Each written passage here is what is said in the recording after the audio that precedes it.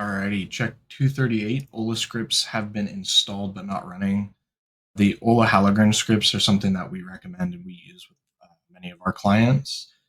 But the same thing with agent jobs. It's pretty easy to set up a job but then not schedule it.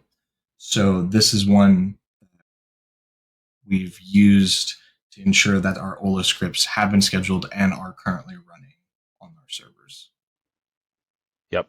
That was one that bit me where we'd set it up, but somehow the job schedule got deleted and we thought a job was being run. And so that it never happens again to us, we've added this check into the quick scan report.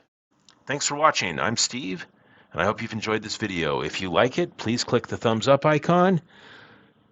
And if you want to subscribe, click subscribe to our channel and click the bell icon to get notified when we have new videos. All right, have a great day.